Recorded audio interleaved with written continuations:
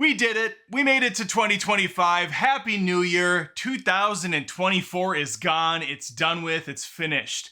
But we're going to be looking back on it for the first week or so on the channel Adam Does Movies. I have a bunch of wrap-ups I have to do. The top 10 best movies of the year, the top 10 worst movies, most disappointing movies. We're going to top 10 the crap out of things because we're also in January, folks. And movie fans know what that means. It's time to bring out the trash into theaters. January is notoriously a dumping ground for films, but I'm sure we will still manage to find some streaming exclusives to be proud of, he said sarcastically. Anyway, I want to Christmas carol this thing, visit the three ghosts, the channel past, present, and future, where I want things to head. So please join me for what will surely be an amazing ride. Let's begin.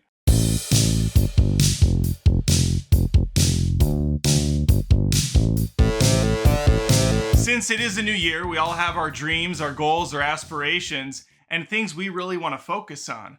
I think I would be remiss if I didn't ask you to become a patron. At patreon.com/AdamDoesMovies, a bunch of different tiers. As of right now, you can get access to 300 exclusive videos and counting if you become a patron at even $1. The reason to become a patron is to just support this one-man band that I've been doing for over a decade now. You see, I was just a youngling with a dream. In fact, that dream spans back to when I got my first camera at 16 years of age. Granted, I was making movies with my buddies in the backyard and whatnot with their parents' cameras, but I got my first one from my father. And in fact, it sits right behind me on this shelf. You can see it right here. It's a Quasar. One of the finest flip cameras. It's an old tape one. You remember those bad boys? Ever since then, I vowed to do whatever I could to be obnoxious online, give my 2 cents as far as movie criticism goes, write scripts in my free time, and still try to film things when I can. So since we all have goals for 2025, a big one for me is to get my damn movie in front of people. The scripts are written. Scripts, plural, more than one. The ideas are sound. And now I have to actually put myself out there and do the work. Do the more work of connecting with people. And that's where we're going to jump to the past, because 2024 wasn't just a big year for getting some of my personal goals achieved. It was also a massive year for the channel. People that have been following me since the beginning, when I had 1 subscriber myself, know that this has been a very slow snail's pace approach to getting anywhere on YouTube.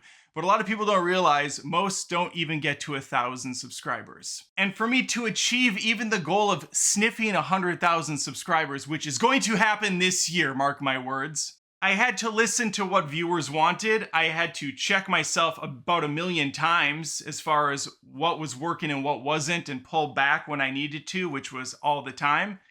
And I had to reshape the channel. And it wasn't until 2023 and mainly 2024 when I really started to listen and find my groove. Granted, I think my content has been really good for many, many years, and I've always been proud of it, but it wasn't hitting mass audiences, it wasn't getting in the algorithm because I was confusing with all the different material I was doing. And so I have some very optimistic numbers to share with you. 2 years ago, I decided that this is no longer just a hobby for me. This is a full-time job.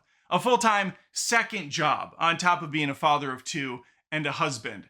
I'm a full-time front-end web designer and developer. And anyone that tells you making money on social media, Instagram, Facebook, hell, even OnlyFans as a hot woman is not easy. Well, for every success story you hear across all these platforms like your Mr. Beasts that are making millions upon millions of dollars a year, there are millions upon millions of people that aren't even seeing pennies for their hard work. And so when people ask me, Adam, should I start a YouTube channel? Should I review movies? I say, yes, of course, but don't do it for money. Don't do it because you think it's going to be an easy job. It is not an easy job, especially if you are trying to grow and grow at a good, fast pace. It means putting content out several times a week, which is what I focused on in 2023.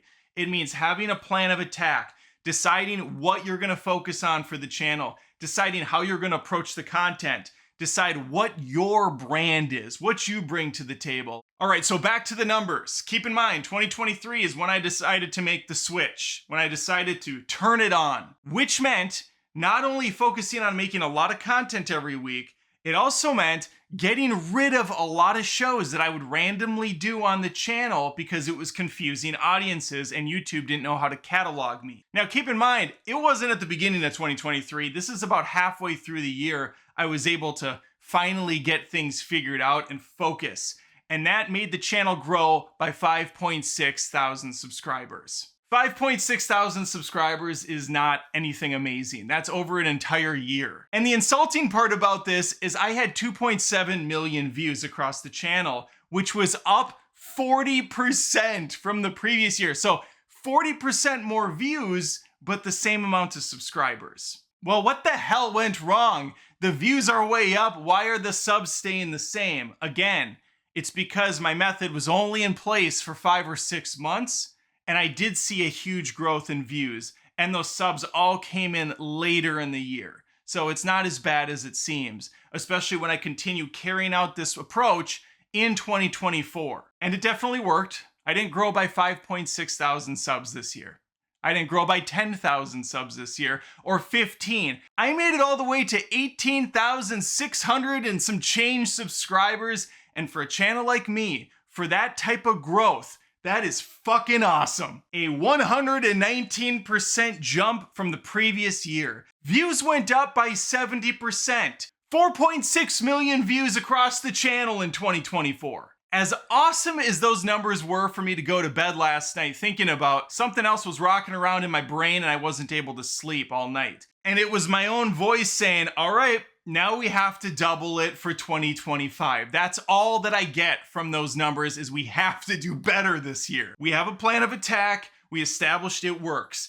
Get out and see every damn movie you can. Cover all the major releases that come out on streaming services. There is a big audience there that is being left behind by a lot of movie critics. They're not covering these Netflix exclusives, these Hulu movies, these Peacock, these Amazon, these Apple, these Max, mainly because there's so much of it, it's hard to sift through it all. But there wasn't a lot of people that covered Jennifer Lopez's This Is Me, ... Now.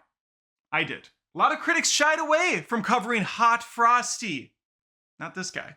But on top of those, I'm also going out and watching new movies every weekend, typically seeing films back to back on a Thursday night with some friends, then covering those movies several times over, giving you an out of theater reaction, giving you a movie review, giving you a spoiler rant, just showing up in the algorithm and getting content out there so my face, my stupid face, shows up in those thumbnails for you. In 2023 into 24, goal of mine was to do a lot of collaboration. I did. I met a lot of great guys, some I knew previously, but didn't really have any sort of nerve to jump out and talk to. I collaborated with Sean Chandler again. I collaborated with Cody Leach. I met people through them. We went to MegaCon together for 3 or 4 days on different movie panels. It was the best time I had last year, and I am freaking bummed out as all hell that it's not going on in 2025. I also did a bunch of collaborations with my buddy Tony at Hack the Movies. That'll continue in 2025. I'd like to get more stuff with those other guys I mentioned. I met actual actors in the industry that have jumped on live streams, and that's going to be another focus for 2025. Towards the end of this year, things got a little wild. I was randomly going on any night I could free up to do live stream coverage. I was even doing live tapings. Well, in 2025, I want to make it very clear what this schedule is going to be. Maybe Monday nights, it's live tapings, so people know ahead of time, hey, he's going to cover 3 or 4 different movie news segments, and then he's going to edit those for separate videos on the channel. And then maybe Tuesday nights are more collaborative live streams with other buddies from different channels coming on. As far as the content on this channel goes, I think I finally found a good groove and I don't want to ruin it this year. So movie reviews, spoiler videos, and then movie news reaction. On top of that, live streams are the fun playground. I can do top 10s on whatever I want. I can have guests on. We can go down a bunch of different rabbit holes. Maybe it's just a long form discussion with one other person about the movie industry, Hollywood, anything that comes to mind. But the big one I want to focus on in 2025 is something I only did once last year, which is in-person collaboration. That MegaCon experience really rejuvenated me, and getting to meet people in person, speak with other fellow movie nerds, it's awesome. And so I'm definitely going to try to either host, co-host, or be part of in some capacity other events. So to put a bow on this, 2025 is gonna kick ass. I can feel it in my bones. I'm gonna get that damn YouTube play button finally. I'm gonna put it somewhere in here, and it's gonna shine bright like a diamond, Rihanna, for all to see. And then we just move on to the next goal, as everyone should do. Thank you so much for watching the channel last year. I hope to see you continue in 2025. Listen, I know we don't always agree on movies. I know I can act like my opinion's the right one. I don't believe that for a second, okay? But when we talk about films to our friends, when we talk about films to each other in the comments, you believe that your opinion is correct, or you believe that it's strong, right? And so I just always try to convey that confidence when I'm talking about movies. That does not mean for a second that your views are disqualified. I'm just making my strong case and encouraging you to do the same. I've always said that. Go watch the movie for yourself. If you like it, awesome. If you don't, I warned you. Or maybe I misled you because I thought it was amazing and you had a bad time. Fair enough either way. That's what makes this so fun. Movies are subjective. Art is subjective. Again, I'm a full-time graphic designer and front-end web developer, and I can't tell you how many fucking times the client has crapped all over a design I have had, and then I come up with something that I think is absolutely hideous, and they green light it right out of the gates. Like, I will do lazy work from time to time depending on the client because I know they're gonna like this fugly stuff. And then I start to think, wait, maybe I'm the problem. Maybe I need my eyes adjusted. Regardless of who's at fault, standing your ground, stating your case in a respectable way goes a long way. All right, thank you so much again from the bottom of my balls for watching the last year. We'll see you for the rest of 2025 and beyond. Look for those top 10 videos coming very soon because we got to keep pushing, damn it. Again, it's 2025, baby. And I'll be seeing you around.